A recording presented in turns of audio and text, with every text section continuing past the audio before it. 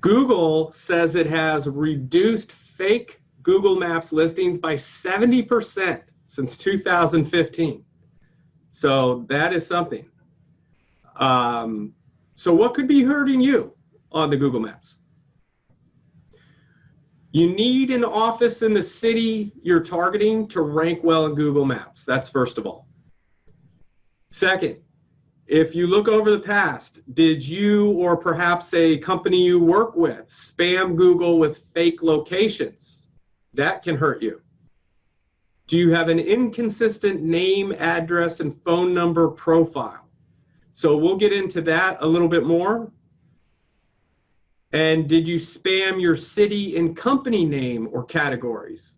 So for instance, you know, your name is Bob's Fence, but you put Bob's Fence Orlando or Bob's Fence Tampa, you know, to get that keyword of that target location you want. So they penalize and they crack down on that. And do you have enough reviews across the web? So reviews are the new currency of the internet. They're an actual asset. They make you money. So we'll get into more on that in just a moment and how that affects your Google Maps. So our proven formula for getting ranked in the 3-pack consists of 4 different things. The Google My Business listing needs to be optimized.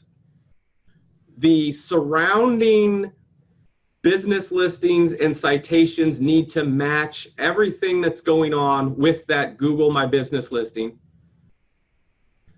The reviews for the business need to be coming in. So the Google My Business listing and then these supporting directories and citation sites all need to be getting some reviews. And then on-page SEO. So we're going to go into what factors exactly need to be done for the on-page SEO as well. So to claim and optimize your Google business listing, what you're going to want to do, make sure you have a login for your Google My Business account. You're going to want to update your company name to read as your company name.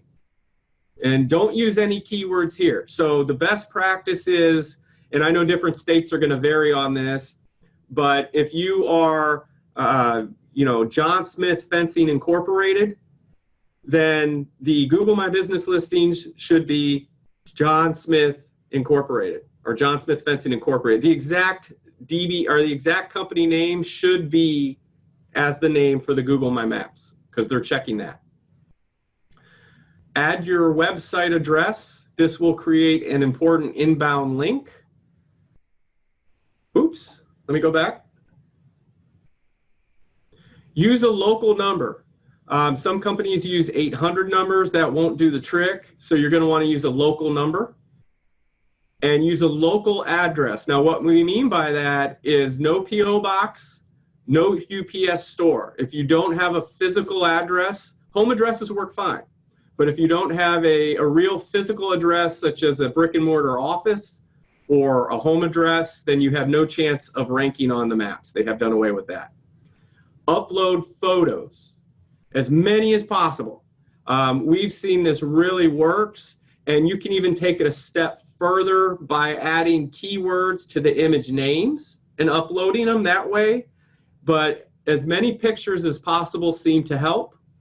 You can use personal photos, pictures of yourself, pictures of your staff, pictures of your trucks, equipment, logo, coupons. You get the idea. Upload it all. Don't be shy. List your hours of operation and services offered. So let me give you an actual rundown from a Google My Business page, how it should be filled out. So when we log into the Google My Business, you want to make sure to list all of your different categories, all right? And so anything that's applicable to you, you want to make sure to go through them all and get them all listed. And then that's that section right there.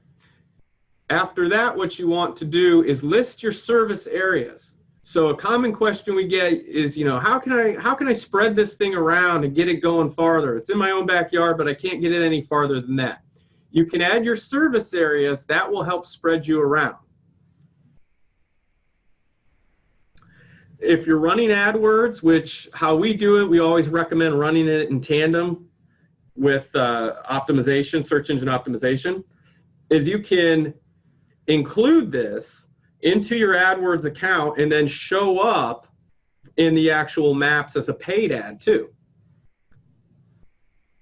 And then you can have a special number as a location extension for AdWords. So what happens is now, after you've claimed, you've optimized your listing, that's great. And what's really valuable about this is the information you get. So right now we're looking at insights, and you can see that this little graph shows the number of calls. It shows visits to your website, those requesting directions, those that have messaged you. You can hook up actual instant messaging through the Google Maps now and start getting quotes and leads that way. So that's nice. And then it also gives you total search volume traffic as well. So that's really cool that you can see how many people are finding you through the Google Maps organically. So the next thing is building citations and consistency with your name, address, and phone number. So this is one of the biggest things that we see preventing people from ranking on the maps is they either have a ton of different directories and citations, or they have very little, but the data is just completely inconsistent with wrong website addresses, wrong phone numbers, the company name is written different ways across the web. And so that hurts their chances from ever ranking in the 3-pack. So you want to make all that consistent. And you want to limit duplicate information, duplicate business listings.